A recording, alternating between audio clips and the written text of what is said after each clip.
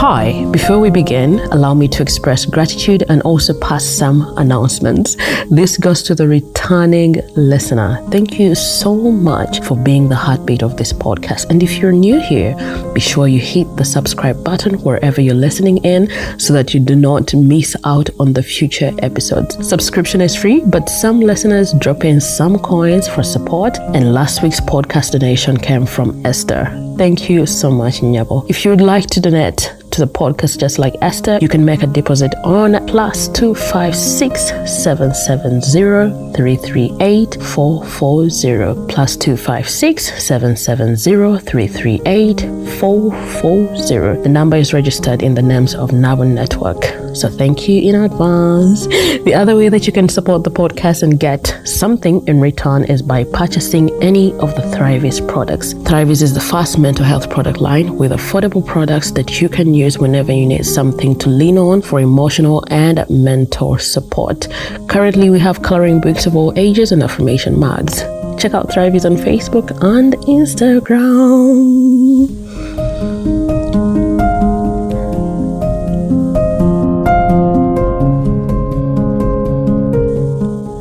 Hello and welcome to the 140th episode of Hashtag with Nabuguzi Chwanka. This is the #1 African millennial podcast that sits at the intersection of mental health, self-discovery, and personal growth. Today we are taking a dive into the powerful memoir Rough Silk, written by Deborah Auko Tendo. Join me as I chat with Deborah herself about her remarkable story exploring themes of family, identity, poverty, mental health, and resilience. We'll delve into the deeper meanings of some texts in the book and discover how Deborah's experiences have shaped her life and writing. This is more like a book review that will leave you inspired and reflective. Let's dive in. Tendo, you are very, very welcome to Hashtag with Nabuguzi Chwanka. Thank you. I'm truly honored. Like, we had the mini chat before the recording. I'm going to tell you what happened. So I got to see you, I got to know about your existence through Rough Silk. Yeah. At that time, I had increased the number of Kenyans in my social media listing. Okay. And I started seeing them sharing profile pictures. They were actually changing their profile pictures to the image on Rough Silk. Yes. And it made me want to know what this was about. Because at every turn, there was like someone else. I was like, okay, what's going on? And then, finally, the information comes out. Mm-hmm. And I see your name. Mm-hmm. And I'm like, okay, what's going on? At that time, I had already seen someone who is Kenyan, but had a name that seemed Ugandan. Yeah. And now I am seeing Tendo, and I'm like, okay, who are these Ugandans in Kenya? Or who are these Kenyans that possibly have friends in Uganda? So I was like, okay, this is, let me see what this person is about. So I think I followed you and got interested in the book, got it. Mm-hmm. And to be honest, the very first pages, I was annoyed. I was like, this chick just wrote a book to shame the father. I was angry with him. I was like, but why? Because I was like, how dare he? And then at the same time, like, why would she write this book? Yeah, I know. Until I went into it and I was like, oh my goodness. This is just a human being. Yeah. So let us get into the full breadth of this conversation. Okay. And for us to start, I feel like we're going to start from towards the end of the book. Okay. It's a question that I've always wanted to ask. Or something that I've always wanted to debunk. I don't know what you're going to say about it. But there is this idea that social media is not a real place. Okay. Where do you stand on that? I don't believe that social media is not a real place, to be honest. By a good majority, the people posting are real. The people commenting are real people. you found me on social media. I found you on social media. And here we are having a conversation. That's right.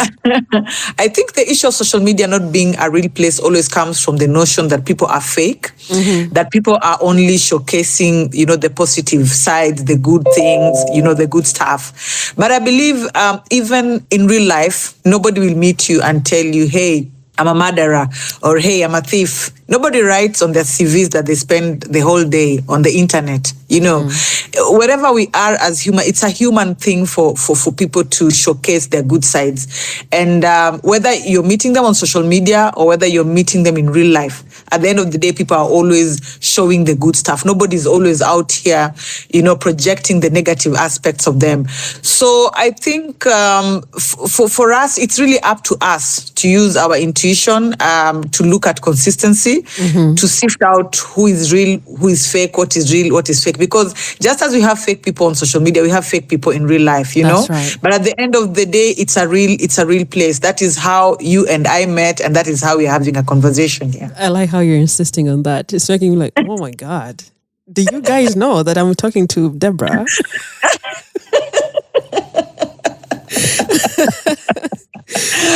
I'm actually very excited to talk to you. I've watched your podcasts and I think you're really, really, really, really amazing. Thank you're you really so amazing. much. I'm truly, truly honored. Thank you so much. When you asked me, I didn't even hesitate. I was like, yeah, let's do it tonight. I ran because how am I going from being starstruck to this person responding immediately and with a yes, there are no doubts. And I think I've shared this with a couple of people that I invite on the podcast. Yeah. It kind of makes me, I don't know, I can't even describe the emotion behind it. But I feel like they're risk takers or something. Yeah, it's all that. And then, I mean, it's a conversation. It's a conversation. And if you're out here, first of all, it depends on who's asking you, I mean, I've been asked to attend some podcasts and interviews where I just say, just like I told you, an outright yes, I just say an outright no, It depends also on your host, the person, what is the work they're doing, what is what do they lean on mostly? What are their philosophies? Yeah. And as I've told you, I listened to your podcast and I liked it, and I said, yeah, absolutely, this is a space that I would like to be in. Absolutely, yeah. It's very affirming. Thank you. Now, just to give, I'm really blushing. Just to give a brief background. Can we get on with this? Oh my goodness. Just to give a brief background to someone who might not know who you are. Introduce yourself, and then we are going to for those that do not have rough silk, I don't know if I should say I'm sorry for you, but at the end of the podcast, I'm sure you have figured out how to get a copy for yourself. So, Deborah, let us get into an understanding of who you are. How do you feel about yourself? Who is Deborah Auko? Okay, so I'm Deborah Auko. I adopted the name Tendo. Obviously, you have to read the book to understand where it comes from.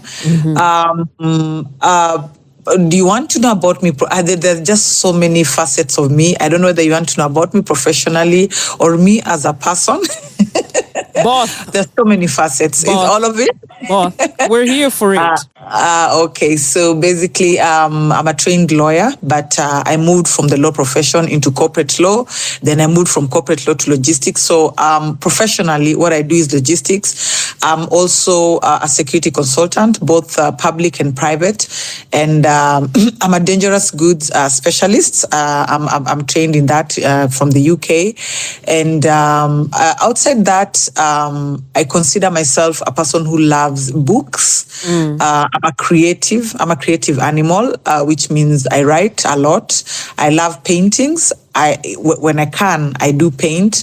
I love music. I love the creative process. Basically, actually, I think I lean a lot towards creatives. Yeah, of course, I'm a mother of 3 kids, and I live in Kenya, so I'm half Kenyan, half Ugandan. I'm a citizen of East Africa. Generally, I'm an extrovert, very extroverted human being, and I don't need any, I don't need any motivation I don't drink, but best believe wherever I am, I'm probably the noisiest. I'm the most active. So I'm self-propelled, Yeah. So basically, that's just what to know about me. I'm very big on women issues, and actually, that's why I'm here, my dear. If it was a dude, probably would have had to have more conversation. But I like women spaces. I love women. I love women oriented situations, businesses, anything women I'm in. Yeah. So in a nutshell, that's why I'm. Thank you for that. You've mentioned a couple of things that you did, and somewhere when you actually mentioned that you were a lawyer and left. Yes. I don't know. Somehow I was like, I think it's also time for me to leave this lawyering thing. Oh my God. You know what? I actually was, I don't know. The way we grow up and we live our parents' dreams? Yeah. So my dad was a lot around, he was not like, he did get a degree, and so he worked in the law circles a lot, he used to work for a lawyer and all that. So I think his dream was for his children to become, at least one of us to become a lawyer, Yeah. And so he kept on drumming it into my head as I was growing up and all that. And I mean, eventually it was the only thing that I could do because it's what I chose when I was leaving high school, going into university. And it's all he wanted. I really wanted just to make him happy until I graduated. And then after that, oh my God, I was bored to death. I hated to stay in court. I hated the registry. I hated everything about it. And that is why I decided, no, let me go corporate and see maybe things are better that way, Right. And so even as I got into the corporate law life, I left the legal department and went into operations and all that, where things are more interesting. So, yeah, I don't think originally I was really meant to be a lawyer. Let me tell you, if it was up to me, my dear, I would be probably a painter. Wow. Yes, I would probably be a painter. I would be in the creative life. Only that I think in Africa, you really have to work like 10 times harder for you to make a break, as a creative, whether it's a painter or something like that. So I wanted, ideally, if I was to be told, what was I born to do that would make me really feel good about to lead a fulfilling life? Like when I wake up in the morning, I look forward to doing whatever it is. It would probably be a painter. Yeah. That's interesting. And now, before I forget, I want to make a promise. I want to send you, I have coloring books. I'm going to send you a copy to Kenya. Thank you. I will appreciate. I'm going to send you a copy before I forget. And now you mentioned... I'll remind you. You'll remind me. Oh my God. I'll remind you. Okay. That's very interesting. And now that we are talking about promises, the pages, actually page 78 of your book. I don't know if that's where my tears started. Oh, Jesus. That moment, I forget the place where you went with your dad. And because he had promised to take you to a place that even when he couldn't afford it, he took you there. He couldn't afford a meal for two. Yeah. I'm even shaking as I say it. He couldn't afford a meal for two. Yeah. But he made sure that he comes true to his... Oh, I'm teary again. Oh my God. It's making me teary on this side too, It was such a beautiful moment, and I don't think I appreciated it. In fact, let me tell you, I don't think I appreciated it. Then, as a child, you feel this is what you deserve. You get, you feel this is what you deserve. Of course, you're position one in school, and this guy has been promising you. I mean, as I've told you, we grew up poor.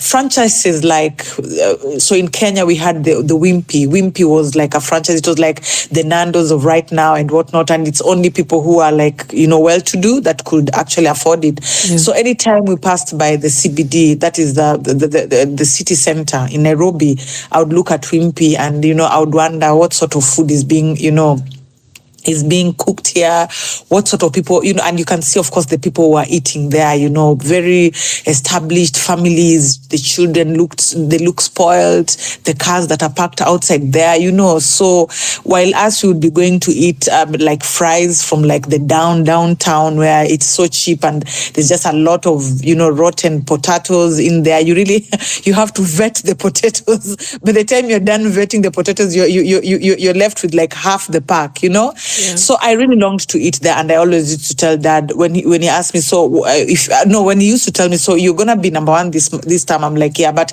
if I'm number one, what are you going to do? What are you going to do to me?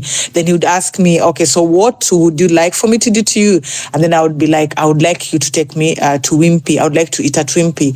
And so this promise went on for so many years, until one time now I just reminded him out of nowhere, I've become number one yet again, and I need to go to Wimpy. And I didn't know that he was taking me there. So this particular scene, when now we are at Wimpy, at that point I feel like I deserve it.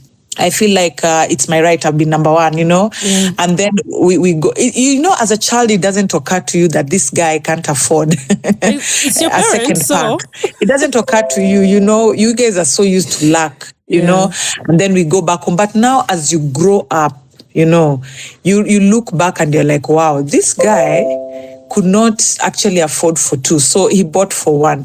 But I'll tell you something for sure, my dear, is that when I was writing this book, that there's a reason why probably you felt it on that page 78, is when I was writing this book is when I sat back and actually reflected on that moment. It was when you were writing the book, that's when you got to reflect. It's when I actually, it dawned on me, because now I'm a parent, I have children. Yeah. I have children. We walk in and out of Nando's. We walk in and out of any franchise we want, without even thinking about it twice. So I got to sit down with myself and look back at that moment.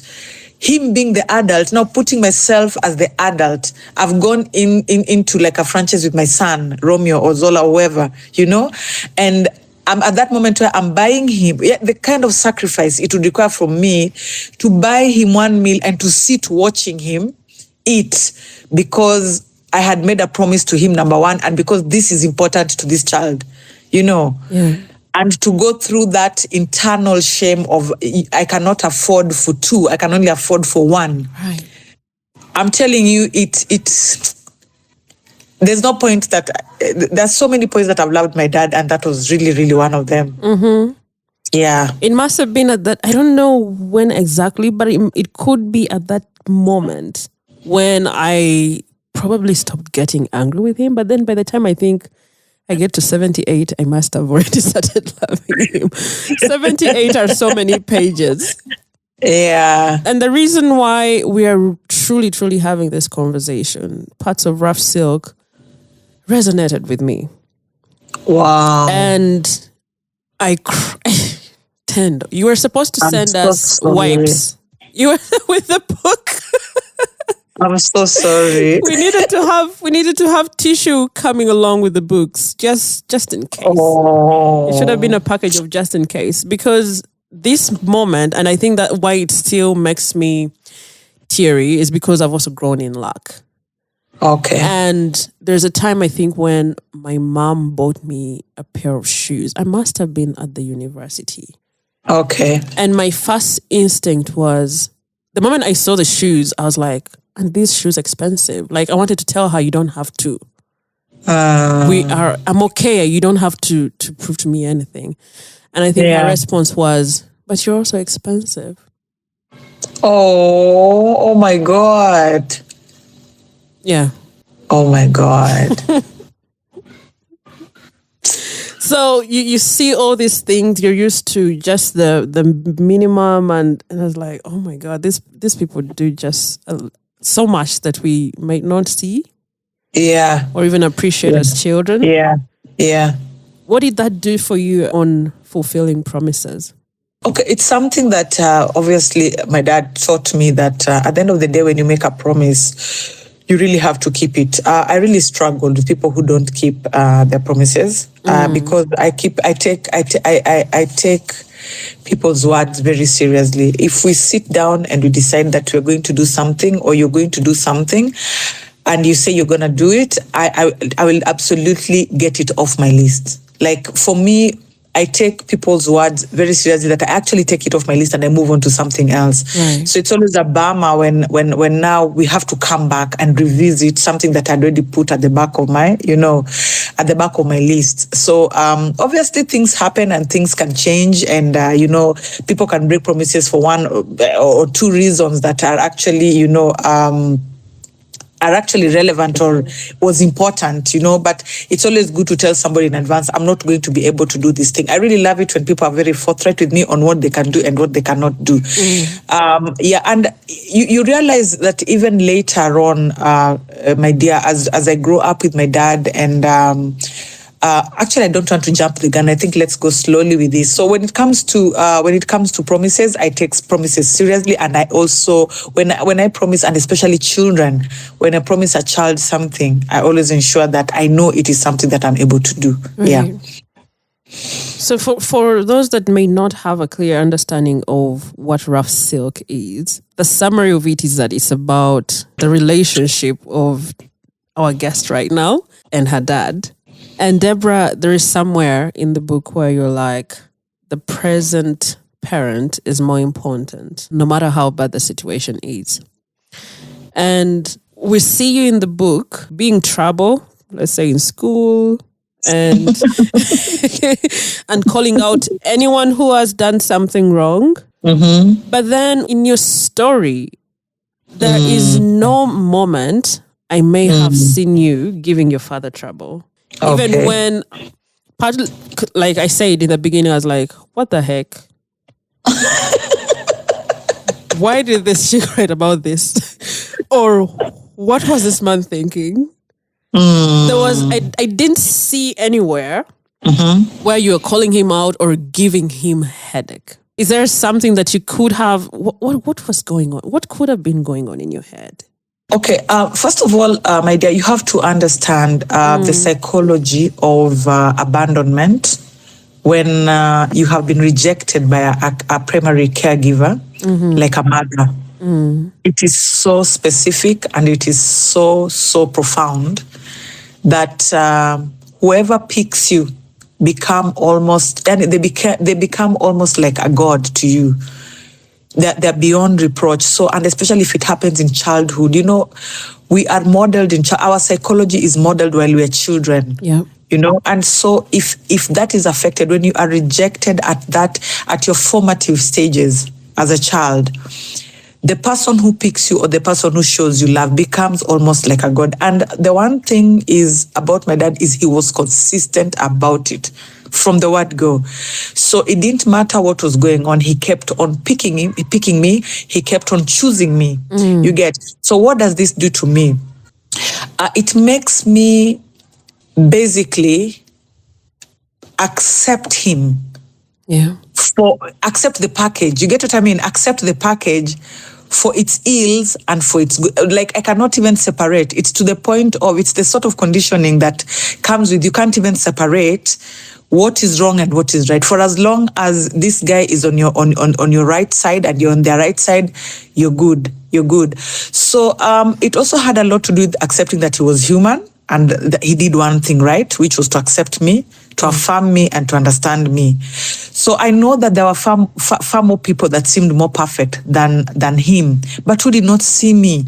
So in their perfection, they did not exist to me. The person who existed to me was him. He was present throughout. So you have to understand this from the point of the rejection by a primary giver and the person who actually chooses you and picks you. So it's a very problematic aspect, but it is how trauma works. You get? So, but if you read the book up towards the end, you realize in India, when we were just the two of us, I actually confronted him about my mother, and I confronted him about all the women that he had in his life and how he messed up their lives. And I remember it was that moment, it was one of those moments in the book when he tells me he's sorry. And his sorry was so heavy. And probably I needed that sorry so many years back, Probably I needed that sorry so many years back that when it eventually came, I ended up crying in that mattress down on the floor in India, if you remember. Wait, so I think that was one of those moments when I was able to like confront him. Yeah. Wait, what? It's like I don't have a recollection of that. It's there. It's in India. Yeah. Are you serious?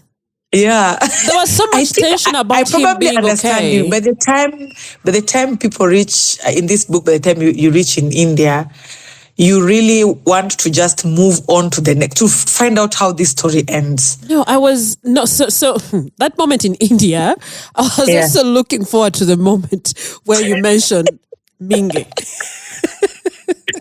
But then I don't. Because now when you mention, I do remember. I think when you're having conversation in the dark. Yeah. But then I don't have a recall. I don't know. I don't really have a. So there's this time when he starts talking to me about my mom. Like he keeps on trying to make me understand my mom. Mm-hmm. We have that moment when he tells me about my mom, how he met my mom, how beautiful my mom was, and all that. And he keeps on trying to tell me to forgive my mom. My mom was not. Yes, but my mom was not perfect. But, at that point, I tell him, please, let's talk about you. Let's not even talk about mom. Let's talk about you and what you did, why she ended up the way she did. Yeah, so it's one of those rare moments in the book when I actually take my mom's side and I speak on her behalf. Oh my, where was I? What? If it was a movie, I would be like, I was distracted. I missed something. What happened? I need to go back to the book. Yeah, but by and large in the book, I let him get away with a lot. You're right in that aspect, actually. Yeah. Mm-hmm. Yeah, as a woman, as a mother, as a wife, I let him get away with a lot in the book. Yeah. But that's the psychology of the trauma that I grew up with. Yeah. And for that, where you treasure him so much, what was the worst that you imagined when you were looking for the Alex Minge family? Okay, so the thing about that, the thing is, my dear, just as I told you, I don't like letting people down, and what my dad did to me was so profound to me, and it meant so much to me that I felt that looking for my roots, my real roots, was betraying him. Right. It was letting him down. It was me being ungrateful for all that he did to me. It was me not seeing that he picked me even when the people who were actually related to me did not pick me, So that was the weight that I was carrying, that the fact that I wondered how he would feel. I was being empathetic to his feeling after struggling with me for this long, and that now I have made it. I'm a big girl. I have my whole career. Now I'm looking for, my people. I just felt that it would be betrayal and it would hurt him. And that was the last thing that I would have wanted to happen to him. Yeah. Because I waited to the end of the book. I was like, oh my God, how is this man going to take this news? Oh my goodness. You really left a couple. I'm sure you left a couple of us on the edge, like, oh my God, she better not. Not when the man is sick. Oh my God. Because that moment when it was just the two of you in India, it's like, oh my goodness. It's going to happen. Yeah, everybody thinks it's at that point that I'll tell him. And let me tell you, I actually had the mind to tell him or to ask him. Yeah. Yeah, I had the mind to ask him and to tell him, now, why would you think that this information would change who I am, how I feel about you, and all that? Why would this information change me? Why would you hide it from me this long when it's so obvious, And then I felt sorry for him. He was unwell. I never got a good time for us to discuss it, really. Yeah. And then, when this question came, when I was trying to get this conversation pieced together, it reminded me that the scene about the birth certificate. Yeah. Because I was like, wait, I feel like that's a time where she should have not. Yeah. So you see, it was one of those very, very awkward moments that the two of us had. And as a daughter, I was now 18, I expected him to take the lead. I expected him to take the lead and say, okay, so this is what's up. Because mom had already died. Yeah.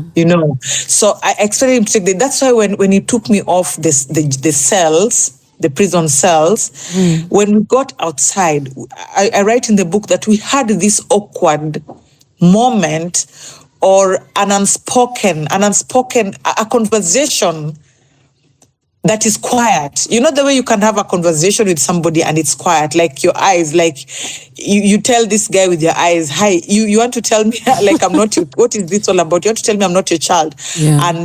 And his eyes tell you, let's not go there. Let's not go there. It's okay. Let's not go there. That's what we had. And I just kept quiet. I moved on. Right. Yeah. And when we are looking at your relationship, this is like an author through thick and thin. There is luck for the most part. The biggest story is luck. And seeing the Tendo of today, woman. Woman. One of the reasons why I was like, no, I don't think she's the one who is responding. The number of I don't know how many times you travel, right? So I travel a lot for work. Yeah, this is a different Tendo from the. I think you guys call them shags. Yeah. Now, if we're looking at Tendo growing up in luck, how did you come to reconcile your relationship with money? And I'm asking this question because I am just learning how to get out of this fear of luck. I find myself, and this is work I've just started doing last year. I had to go back in the day to understand what is this that I have with money? Why is it that I don't have money all the time? And I noticed that when I have money, if money lands in my hands, I make sure it gets done real quick so that I go back to default settings. Yeah. So now the question that is coming to your way right now, how has your money perception changed over the years? Like, what kind of work? Is there any kind of work that you had to do with yourself? So I've had a lot. Number one also of the reasons why I left the law profession is it wasn't paying as much in Kenya when I started practicing, right? And so I had to go to corporate because they were paying more. So that was first of all the first decision that I made that had to do with the fact that I am very focused on making money. Yeah.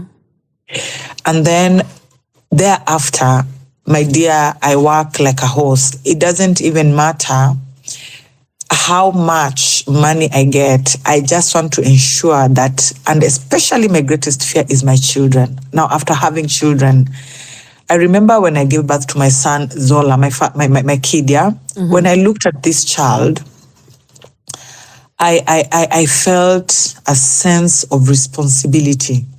And I felt a sense of fear. What if this child goes through what my brother Philip and I went? Where you have to go to neighbors, you have to babysit.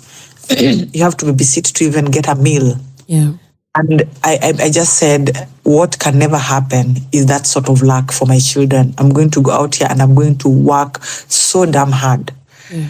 I'm going to work so damn hard. So number one, I'm a workaholic in a certain aspect in terms of I handle, as you can see, I'm trained in so many things. So I handle so many jobs at the same time. It reached a point when I actually resigned from work and I requested that I do not want to be a permanent employee. I want to be on contract. Yeah. Because being a permanent employee means going to work at 8 and leaving at 5. I don't have that time to sit in anybody's office, for pay at the end of the month. So I told them I will be working on commission. I will go out here and get the business that I need to get. You pay me on commission. But at the same time, I'll still do my dangerous goods specialist consultations. I'll still do my what are they called? The security consultancy. So I have like about 3 jobs all running at the same time. And even if you have watched how I've moved with Rough Silk, it will tell you the kind of commitment I put in when I have to work. I go in there and I go in there deep and I get the money. That's the good part about it. The sad part about it, just like you, the money will get itself out of my hands so fast. So the first thing is I realized that anyone who asks me for money, I'm going to give them. It's so difficult for me. It was so difficult for me to say no. Any problem that is there, I'll try to resolve it. I'll try to sort it out. Partly because I have the money, but secondly is I think I grew up because of that issue of not being loved by a primary caregiver. I ended up almost at the border of people pleasing. I felt like if I give people whatever it is that they need from me, then I'm on their good side. You get? So, and most of the time what people need from us is money. So I ended up, it's always I'm giving money here, I'm giving there money there. There's a crisis here, you find me contributing the most, you find me doing this, you find me doing the most when it comes to money. So yes, I'll get the money, but at the same it will go away at the same rate. That's number 2. Then number 3, I am a person who understands that I have to enjoy my life. This has obviously come from also my background of that suffering. I mean, I saw that, and people die, people do all sorts of things, people leave their property, people leave. So one of the things that I even told my spouse when I met, actually, one thing please expect about me, I'm about the life. I want to enjoy my life. I suffered so much when I was so young that now that I can afford it, I want, as far as my money can afford, I want to go to the good places. I want to eat good food. I want to live my life in a way that I want to compensate for what I lacked. So I would say that is who I am when it comes to money. I work hard to get money. I'm really afraid of not having money. I'm really afraid of not having money. That is why I do as much as I do. And then secondly, and this is something I've healed from, and I've been called out quite a bit by close friends, the issue of just giving people money. Anyone comes up with anything, I've given them money. There's money needed somewhere, I'm giving money. So somebody told me that this is an aspect of, people pleasing, and you probably need to look why you are like that. Like, you can't save the world. What are you trying to prove, And so I have probably healed from that. I no longer feel obligated. It's easy for me to tell someone no nowadays. Even if I have the money in the bank and you come to me, I can just tell you, no, I don't have that money right now, or it's not a priority for me right now. It's something I've grown to be able to do. But on the luxury life part, my dear, I'm not promising anything. That is me compensating.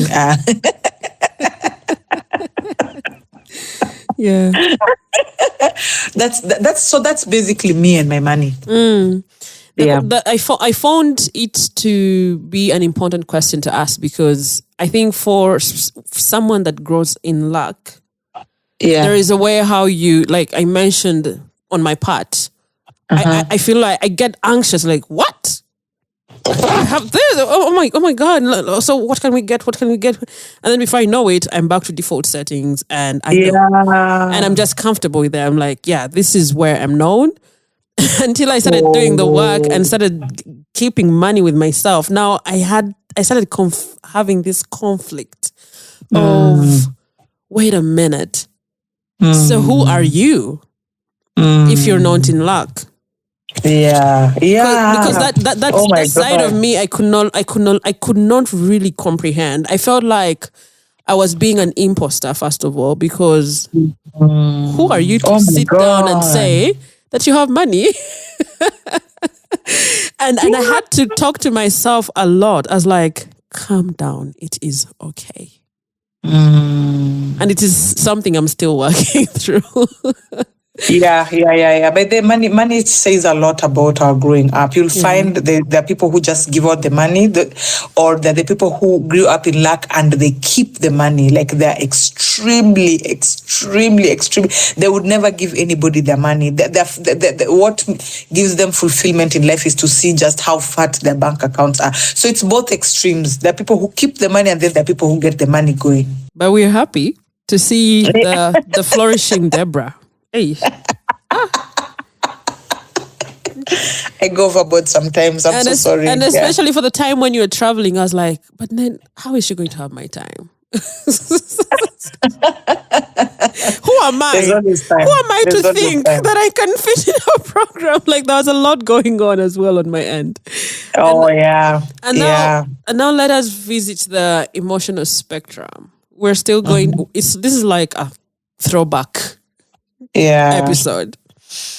If we have to draw back on the emotional spectrum, which were your easiest emotions to express when you were a child? So I think the easiest emotions for me to express as a child was happiness, because I did a lot of numbing, whatever I was going through. When you go through a lot of the comments, when it comes to people who spent my childhood, their childhood with me, whether it's in primary school or whether it's in high school, they'll tell you that no, Tendo was one of the happiest people. Is it? Like this is not the same. You can't tell me this is a book written by Tendo. You get what I mean? Yeah. A lot of them read this book and they say, no, I can't relate to the person that I remember. So the easiest emotion for me was happiness. And because when trauma is happening to children, they tend to numb whatever it is that is going on, and then they create a fantasy life. They create a fantasy life where everything is okay, everything is fine, everybody's happy, and that is who I was. I was very happy. It was a very easy emotion for me when I was younger, and I was hilarious. Of course, there's also a lot of hiding behind humor, right, where you make yourself laugh and you make people laugh. So a lot of people remember me. When you ask me what were the easiest emotions for me to project, it really has a lot to do with the people who are seeing me then. What do they say about me? What were they seeing about me? And all of them will always say I was always a happy child and I was always a hilarious person, until I now get to high school. And now I'm now evolving into a teenager. I'm starting to question a lot of things, the things that I'm trying to number. Like I'm getting into this conflict stage of my life, and then now pain comes in. Yeah. And I'll say from the age of 16 going all the way to 19. Was it 19? Probably 18. 15 to 18, because my mother takes me to school and when I'm 15, and I was really angry. Yeah. From 15 to 18, I remember I was very angry. That was the easiest emotion for me. Anything small would set me off. I was a rebel. I was an activist. I was operating in my own world, in an institution. It was crazy. So I've definitely moved. It was me being a happy child who was not happy, going all the way into being a very hilarious and humorous person, and then getting into now my teenagehood where I'm very angry, and the easiest emotion for me to express is anger. And then, of course, I get my assault at the age of 18.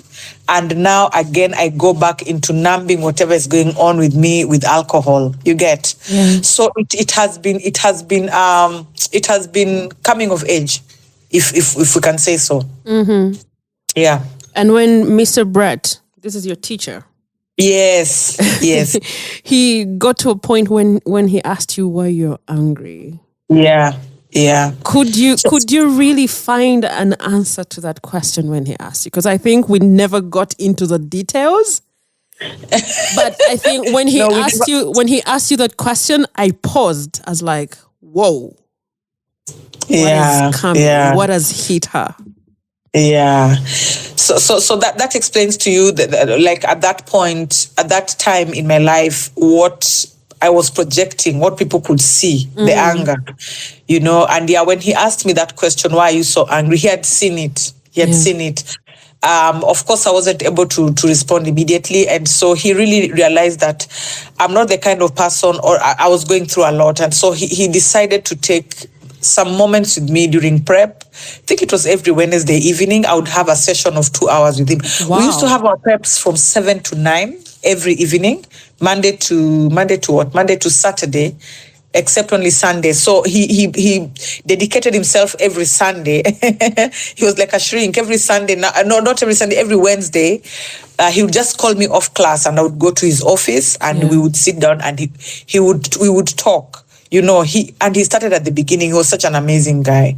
Tell me about your childhood. Tell me about your mother. The moment you ask me, tell me about your mother, the story will come. Yeah. Yeah, the story will come. A lot. Tell me about your dad. Tell me about your mom. Tell me about, the moment you ask these things, the story will come. So I spent a lot of time with him, and we really spoke a lot about my life. Yeah. And I found that moment. There was, like, I keep saying, I found this moment. Like, you found a moment. You found the book a moment. It was a whole moment. In there were very moments in one moment. Yeah. And now I saw for that part as, oh my goodness, the teachers do not realize the different kids they have in school. Some teachers, that is. Because you find that some schools are just going to expel a kid. Yeah. Punish the kid for all the time. Yeah. Without knowing what exactly it is, the emotional wars they're struggling with, or maybe trying to shut.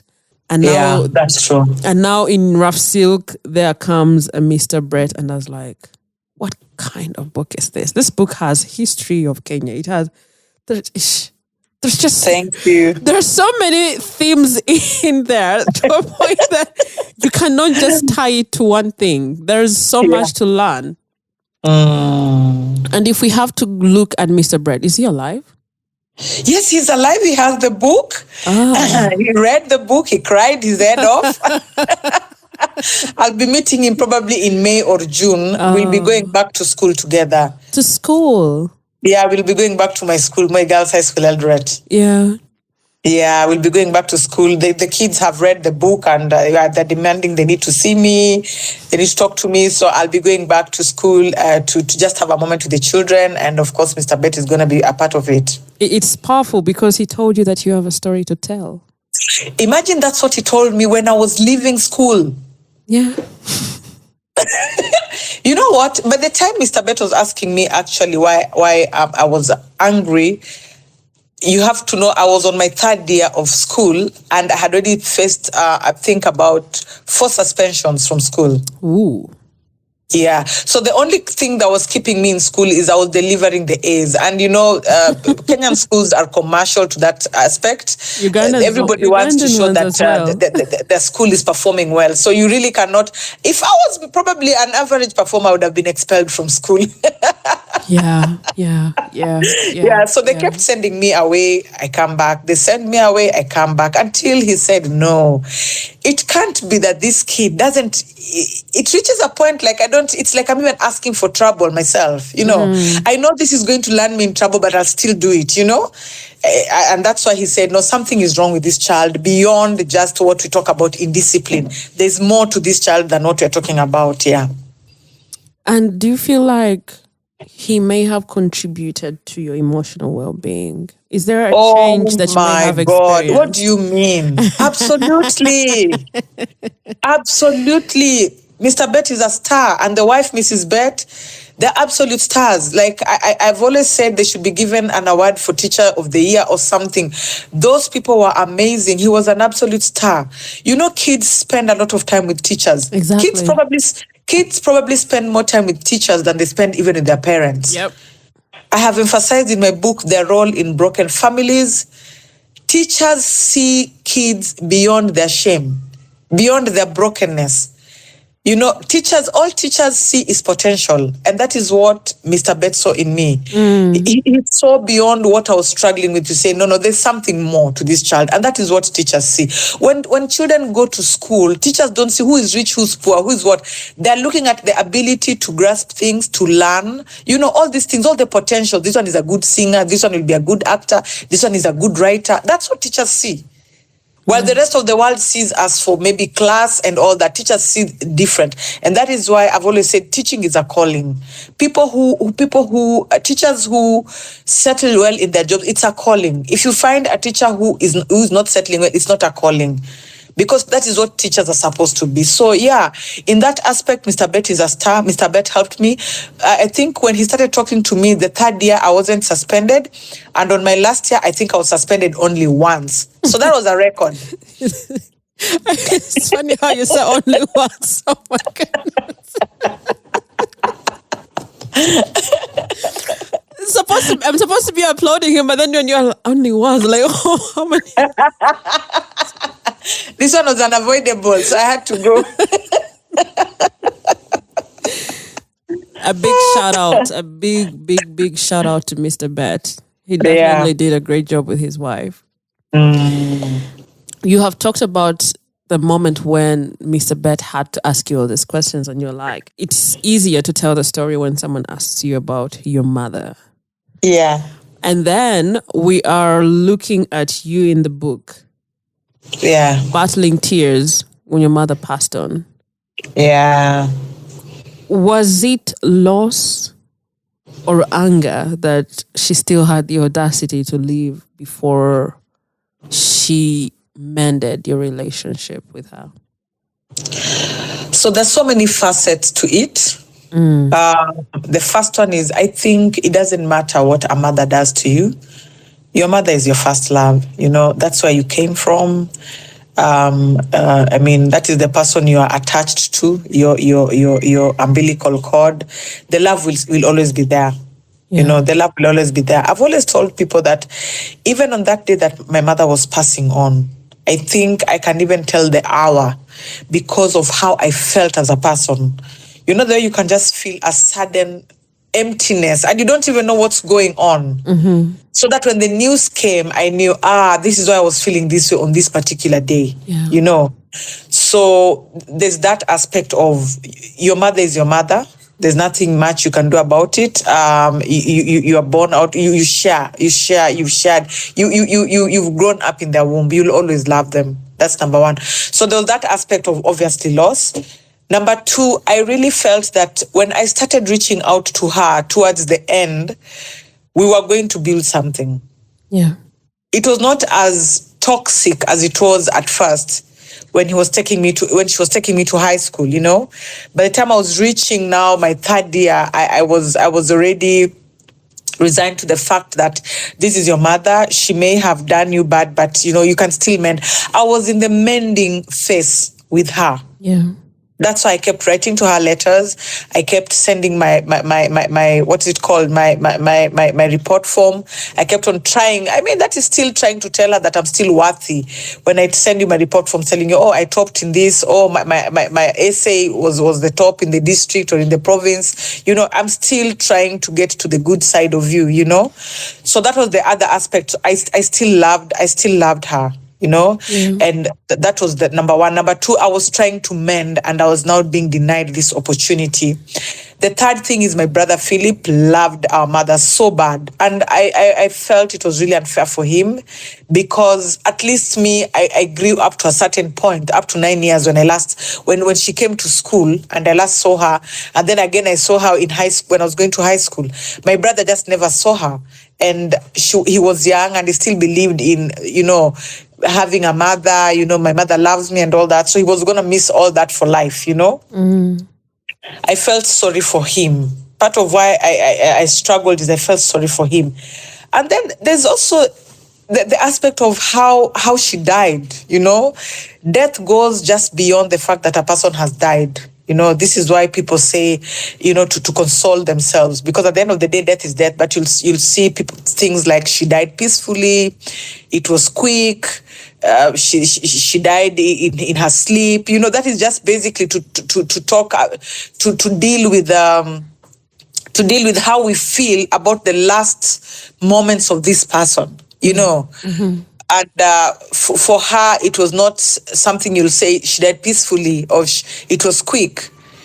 It's not something you can say about her. She suffered, she suffered for a long time. She suffered HIV and she suffered the stigma and the shame associated with the disease in the 90s. I can imagine living her life then, and it was really tough. I felt sorry for her.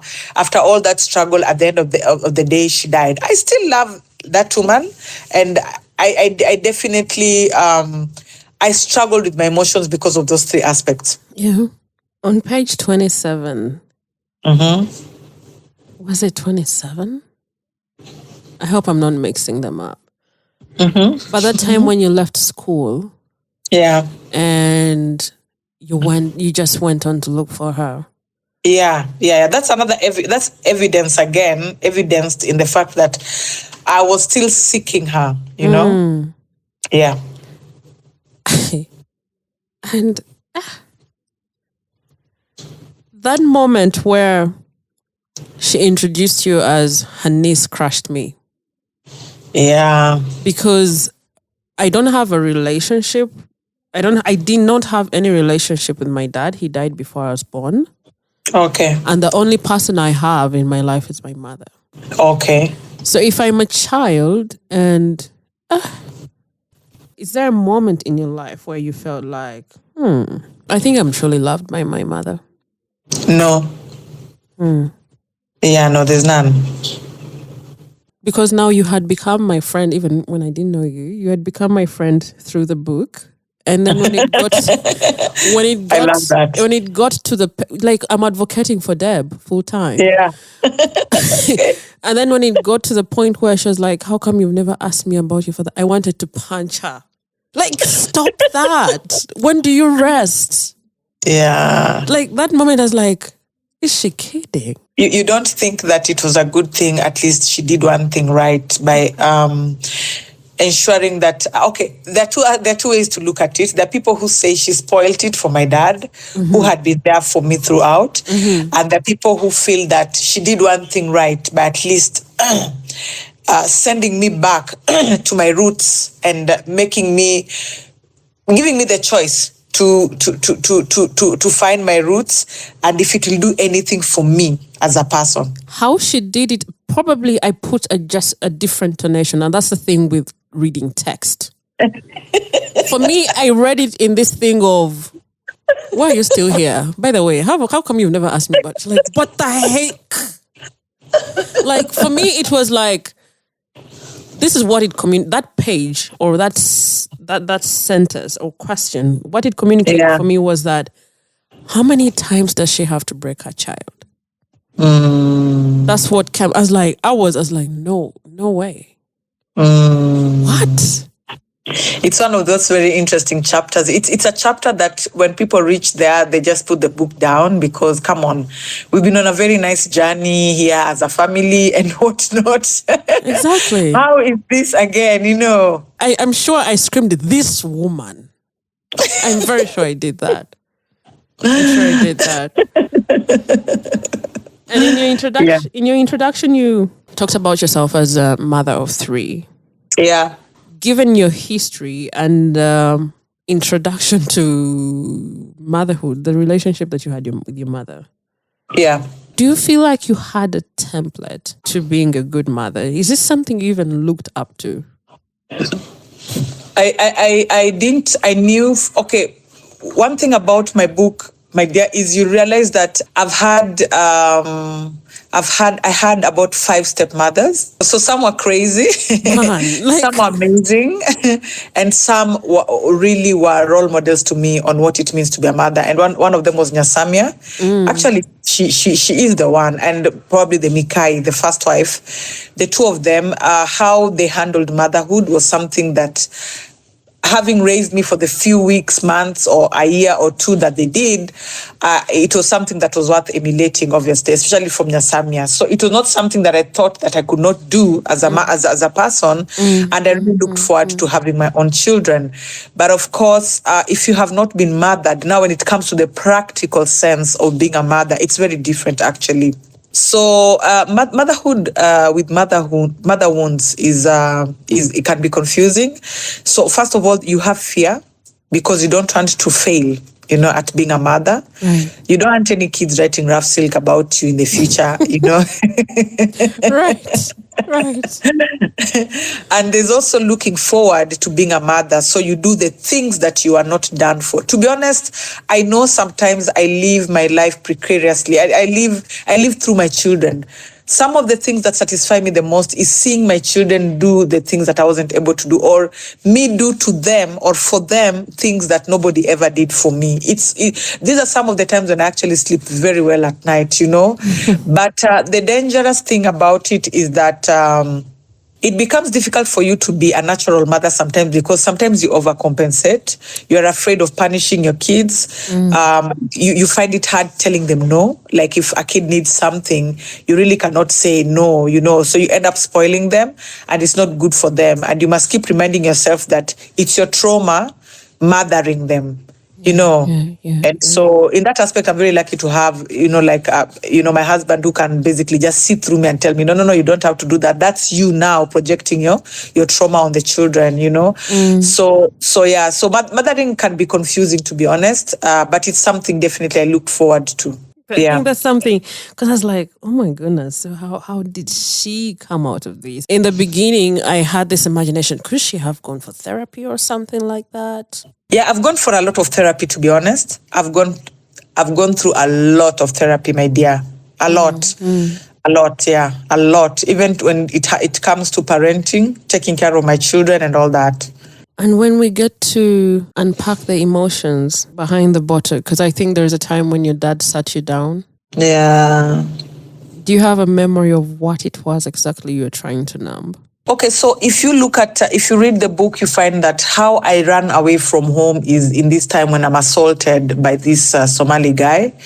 And it's also the first time that I actually taste alcohol, because when I scream, the ladies of the night who are living in the same guest house with us, they burst into the room and, they pull this guy off me. And one of them runs back to her room and comes back with vodka, and she puts the vodka in my mouth and, I drink it. And it's at that point, it numbs what had just happened to me. It numbs everything, and it gives me courage.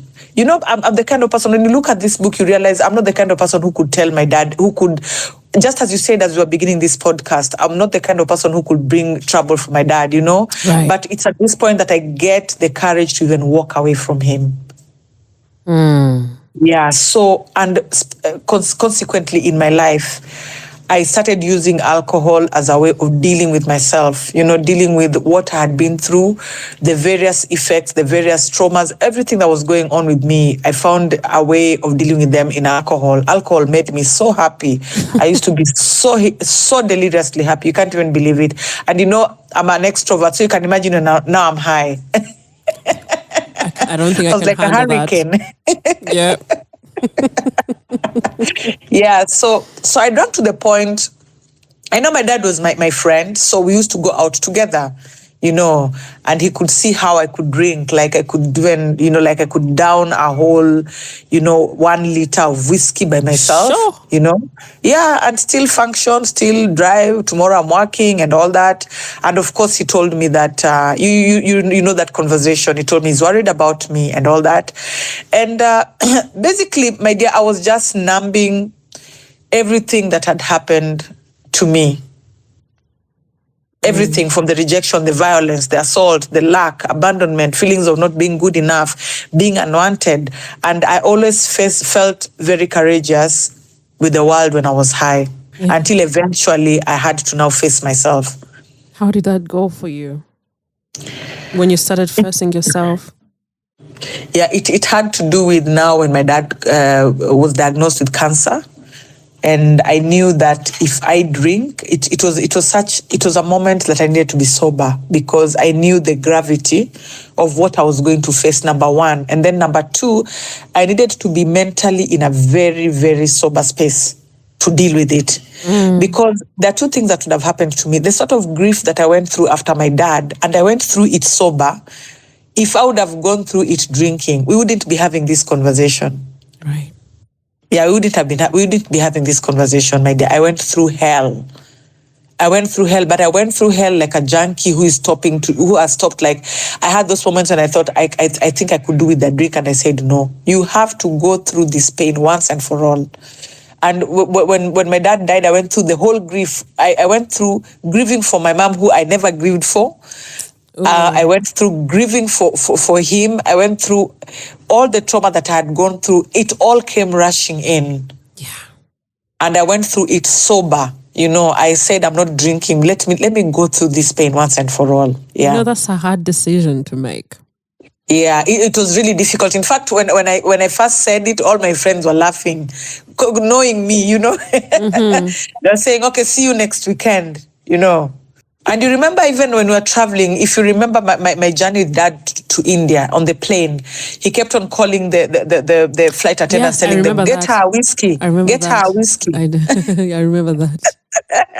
And I kept telling Dad, I'm serious. I'm not drinking anymore. We have this cancer thing to deal with, Yeah. How has self-care changed for you as the years go by? Okay. So, wow, it's been many layers. It's been very many layers. When I speak to you, you see them, first of all, me being a child who is running away from what's happening to me and being the happy kid, the hilarious kid. Then I move from that to being the angry teenager. Mm-hmm. I move from being the angry teenager to being the girl in her early 20s, and I think all of my 20s I spent them drinking. You see me numbing my pain by drinking for like a whole decade. And then now, as I get into my 30s, I become now sober because I have to deal with a certain trauma, which is now my dad passing. That is late 20s now. My dad passes, and then I have to deal with that. And then I now have to seek therapy. I have to seek therapy. I have to seek all that. Now, the layers, the first one had to be forgiveness. Yeah. The first one had to be forgiveness. I had to forgive my mother. I know that I still shed tears because of unrequited love. When you love somebody, it's like having love and giving it to a wall. It's not reciprocated, and so it stays with you. Yeah. So when I speak about my mom, I still shed tears because of unrequited love and unresolved issues, but I did forgive her. And I write it in the book that being a woman, being a mother right now, I can understand why she made the decisions she made, how old she was. She was what, 18, 19? At 18, 19, what was I doing? Yeah. What she went through, that sort of cheating, what she saw with her own eyes, that trauma. What decision would I have made if I was at her age? This marriage itself started on a lie. The guy lied, he was not married. Kumbe back at home, he has, I don't know how many wives. You get? It was too much for her to take. And people react in different ways, and that was her way of reacting. Yeah. And I had to be a mother, and I had to be grown up to understand the decision she made. Obviously, there's the issue of why does she keep on rejecting me again and again? And this can be explained in the fact that she was a teen mom. She was a teen mom. And in the 80s, in the 70s, it's not like it is right now in 2024.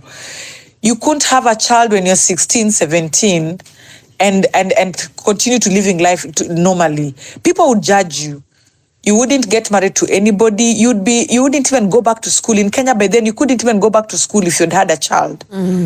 So her mother had to take me so that she goes back to school. And now she had to be lying to her friends that she doesn't have a child.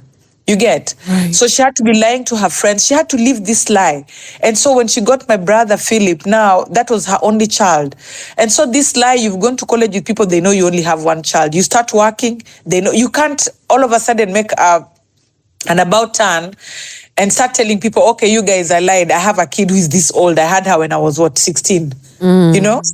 So she had to sustain this lie. And the both of us, I've reached the point of empathy where I understand the both of us suffered this lie. Yeah. She suffered this lie, which was started by her family actually telling her, okay, go to school and don't be talking about this. This kid has gone to your grandma. And now there's no way now when you're 30, you can say, you guys, when I was 15, I did this. The society wasn't the way it is right now. And so every mother, I want to believe that every mother loves their child. And I want to believe somewhere in the pits of her heart, she loved me. But she had to sustain this life. So sometimes I wonder and I feel sorry for her, what it was doing to her, keeping this lie. Was she spending sleepless nights sometimes wondering, what is this child thinking? What is this child, what is she doing right now? You know, I always give it to her sometimes. And that's why I always say that I forgave her because I came to understand. Yeah. The next one was to forgive my dad for all the wrong decisions he made. My dad was a loving man, was a caring man, but of course extremely irresponsible when especially it comes to money and the decisions that he made in his life. And by extension, of course, they came to affect us, you know. But life was hard. Life is still hard. I can come to a point of understanding, even with him, some of the decisions that he made. So that was the first layer of my healing journey. The first one is forgiveness. The second one is accepting. To accept that these things actually happened to me. Yeah. You know, to accept and say, yeah, this happened to me. Yeah, this happened to me. This happened to me. You know, and even to write a book and just bear myself to the world that was a lot. These are the things. Yeah. Because I actually wanted to ask, did you feel like there was some kind of closure that you got when you were opening yourself out this way in the book? A lot. I got some closure because you won't believe that some of these things that are written in this book, I thought about them for the very first time when I was writing the book. The things that I was so far removed from, I stuck them in a pot or in a basket and put them away and moved on with my life. I had to revisit all of them and the impact and what it meant at that point for me then and for me now. You know, a lot of these scenes that I write about in the book, I had to think about them for the very first time while writing the book. So I had to accept that, wow, these things happened to me. Then the third layer was obviously seeing myself as worthy. Because when you have been rejected by a primary giver, you doubt your worth. Right. Yeah, and you end up either as a rebel. There are two ends of the spectrum. You can either be a rebel or you can be a people pleaser. And in different phases of my life, I've been both.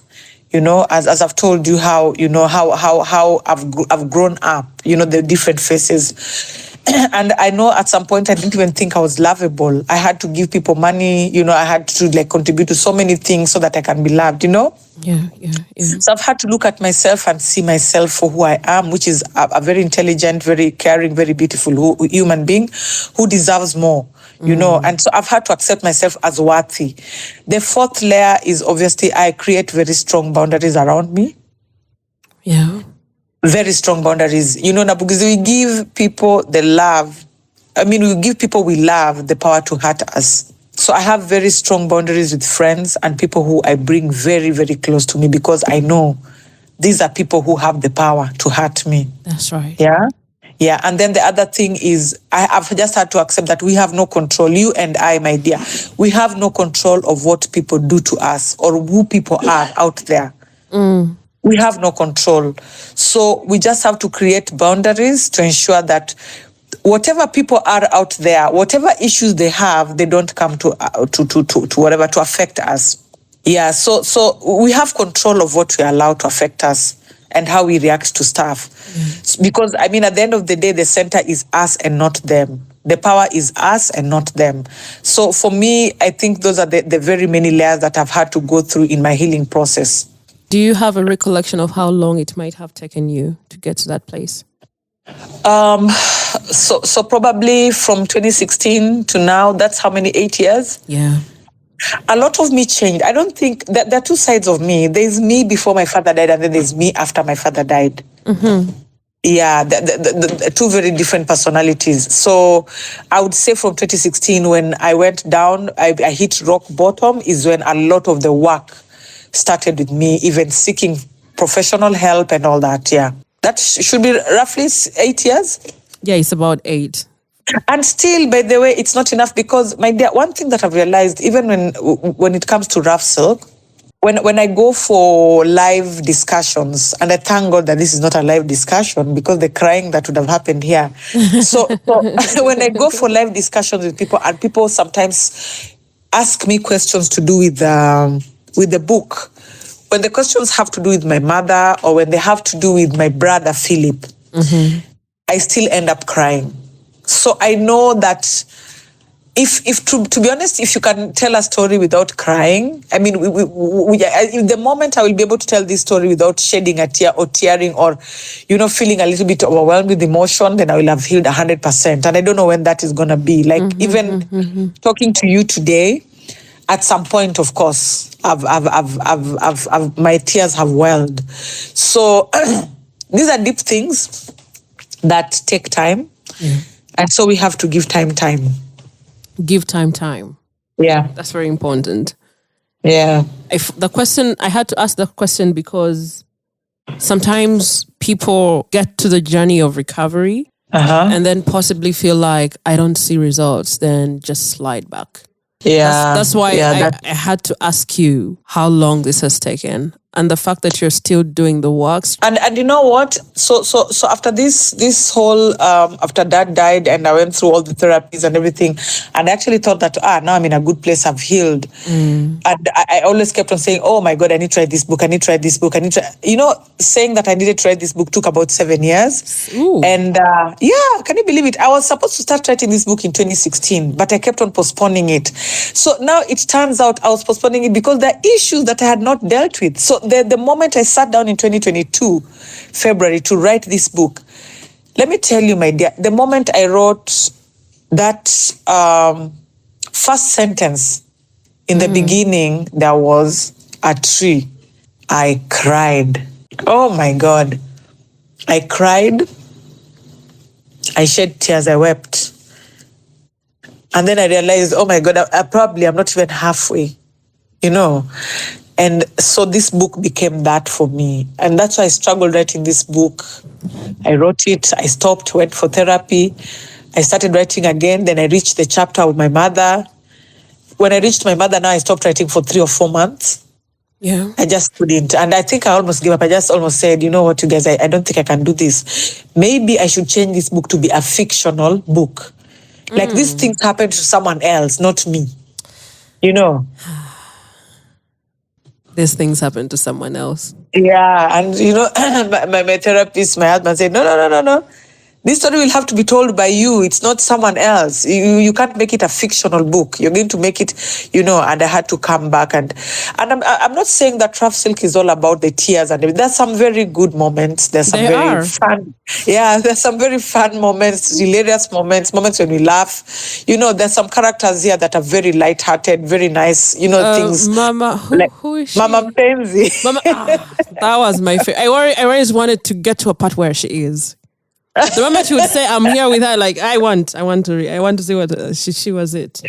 Yeah. So there's such characters, happy characters of hope, characters who are light-hearted and all that. And of course, there's the heavy stuff, yeah. The whole book is a transitional book. I would look at it as that. I love transformational, actually, non-transition. I love transformational. Yeah, I love transformational conversations. And the whole book is it. Coming from the tree to the very end of it. Yeah. And humanity in itself, where we hold two sides of ourselves. There's a dark and light side of every other person. Yeah. And we can only love ourselves wholly. Yeah. As we come to the end of this conversation, Deb, I notice you love it when someone calls you Tendo. As we come to this conversation, to the end of this conversation, Tendo. Yeah. What message would you love to leave for the listener? What would you wish for them to walk away with at the end? Wow. It's just what I told you at the end. I told you that we have no control over what people do. We have no control over what people do to us. First of all, we have no control over what people do. And then we have no control over what people do to us or who people are. But we have control of who we are to people, and the impact we have on them. Yeah, so that is it. And at the end of the day, let us not beat ourselves so much about what somebody is, what they did to us. Rather, let us just know that the power is with us and make the most of ourselves. Yeah. Thank you so much. Yeah. And for someone that has not gotten a copy of Rough Silk, how do they get it? There are people who still don't have a copy of Rough Silk. My goodness. Yeah. Actually, Rough Silk is not yet in Uganda. I'm trying to find out which is the best bookshop you guys have that has the widest reach, so that I can see whether I can negotiate something with them. This story is half Kenyan and is half Ugandan, and it really needs to get into Uganda. So for somebody who does not have Rough Silk, there are 3 ways of getting them. In Nairobi, we have Textbook Center, which is the biggest bookshop in the country. It is all over in all malls, in all the cities. You can always get it at Textbook Center at 1,800 Kenyan shillings. You can go to Nuria. Nuria fashions itself as a bookshop for Kenyan books or African books. So it can be gotten there. Any diasporan can always get Rough Silk at Amazon. I got my copy from Nuria. Oh, you got your copy from Nuria? Yeah. Nuria is doing a good job. All the way to Uganda? Yeah. Wow. How did you think I'd gotten it? I thought a friend probably sent it to you, or a friend came to Uganda with it. No, I handled matters myself. Oh, thank you. All right, Deb. You have a great evening. Thank you so much for giving me this opportunity. Yeah. Thank you so much for who you are. Thank you so much for being a person who has created a platform for people to tell their stories, my dear. It is really, really amazing. Asante sana. And I love your diction. You're very eloquent. Thank you. I've loved having a conversation with you. It has been very, very relaxed. Thank you so much. I appreciate you for that. It means a whole lot coming from you. Like, we came from the beginning. I told you how I was starstruck, and I think it helped when we delayed a bit. Yeah. I kind of calmed down. So by the time you're like, I'm ready, I was like, this is a buddy. Let's go. Let's take it. And let me ask you, why did you take a break? When exactly? No, from the podcast. There was a time you wrote that you've taken a little bit of a break. You're feeling a bit overwhelmed. I'm not sure where. But I started taking annual breaks because initially in the start, I didn't have that. Okay. And even the times when I felt like this is breaking my back. Okay. I didn't know how to move around that. And then I think it was after the 50th episode when I was like, you know what? Let me try to take a break. Okay. And then I did, and it felt good, and I could come back fresh. It will give me time to reflect and know how better to have these conversations. Okay. Yeah.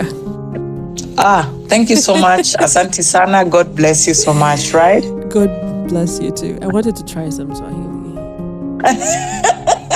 Mungu akubariki. Asante sana. Mungu akubariki hata wewe. God bless. Bye. Goodbye, Deb. Okay, bye. Thank you so much for hanging out with us to the very end. If you loved this episode, do me a favor and hit the subscribe button in Apple Podcasts, Spotify, YouTube, Castbox, Podbean, or any other podcast platform of your choice. It is by the power of our community that we shall make this podcast grow. Also, feel free to share your insights about what connected with you on social media, and be sure to tag us. We are at #Minabguzichwanka on Facebook and Instagram, and on Twitter our handle is at HTNK Podcast, or you can use the hashtag HTNK Station. See you next week with a brand new episode.